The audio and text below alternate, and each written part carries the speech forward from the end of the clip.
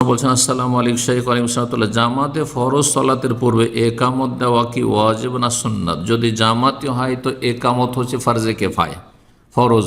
যে কোনো একজন মুসল্লি, ইমাম হোক অথবা যারা জামাতে রয়েছে মুক্তাদি, তাদের কেউ একজন একামত দিয়ে দেয়, আর সেটা যদি মুয়াজ্জিন দেয় তাও বেশি ভালো।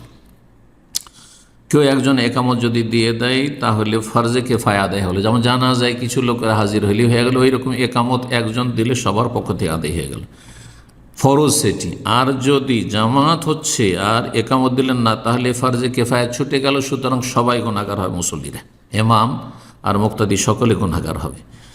একাকী যদি আপনি সালাত আদায় করেন, বাড়িতকার মসজিদে একা নামাজ পড়ছেন, তাহলে একাকী ব্যক্তির জন্য একামত দেওয়া সুন্নাত, একামত দেওয়া সুন্নাত। কারণ আজান একামতের ফজিলত রয়েছে, শয়তান বিতাড়িত হয় এবং আশেপাশে যতদূর পর্যন্ত এই আজান এবং একামতের আওয়াজ পৌঁছে, তো সব কিছু সমস্ত সৃষ্টি কিয়ামতের দিন ইল্লা শাহিদ আল্লাহু ইয়াউমাল কিয়ামা, কিয়ামতের দিনে সাক্ষী দেবে।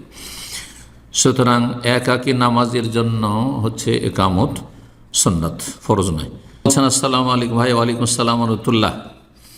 সাধারণ মুসলিম এবং যাদের দিনের জ্ঞান ভালো আছে বা যারা দিনদার, তাদের অনেকে আল্লাহর অন্যান্য বান্দাদের বিভিন্নভাবে উপকার করে, কিন্তু যাদের উপকার করে তারা কোনো কারণে তাদের বিরোধিতা করলে বা উপকারে না আসলে তখন খোঁটা দিতে থাকে, আজেবাজে কথা বলতে থাকে এবং জেদ ধরে যে মানুষের উপকার করে লাভ নেই। মানুষের উপকার করেছেন আপনি দুনিয়ার স্বার্থে, তাহলে আখেরাতে কিছুই পাবেন না, জিরো, হতভাগা। মানুষের উপকার করে লাভ নেই, যারা দুনিয়ার স্বার্থপর তাদের লাভ নেই। জি, মানুষ, বেঈমান ইত্যাদি। আপনি পরকালের জন্য চিন্তাশীল হবেন, যা কিছু নেক কাজ করবেন, উপকার করবেন, আখেরাতকে উদ্দেশ্য করবেন। এসব চিন্তা ভাবনা কি করা ঠিক? হারাম, নাজায়েজ কাজ। মানুষের উপকার করা নেকির কাজ, কিন্তু উপকার করে খোঁটা দেওয়া, তারপরে কষ্ট দেওয়া, মানসিক বা কথার দ্বারা বিভিন্নভাবে কষ্ট দেওয়া বা এই ধরনের মন্তব্য করা, তাদের সামনে বললেন না, তাদের চোখের আড়ালে, যে মানুষ হচ্ছে নিমক হারাম, তাদের উপকার করি, তারা আমার উপকার করে না, তারা আমার কাজে আসে না, তাদের সহযোগিতা করি কিন্তু তাদের ডাকলে তারা ছাড়া দেয় না, তাহলে আপনি দুনিয়ার গরজে করেছেন, দুনিয়া দিয়ে আপনাকে ধাক্কা দিয়ে আল্লাহ বিদায় করে দেবেন, আখেরাতে আপনি হতভাগা হবেন। আল্লাহ হেদায়েত দান করুন।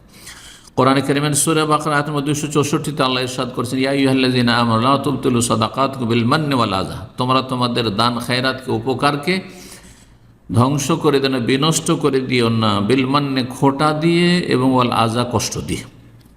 দান খায়রাত করেছো, ইন্নামা নুতইমুকুম লিওয়াজহিল্লাহ, আল্লাহ সন্তুষ্টির জন্য কর।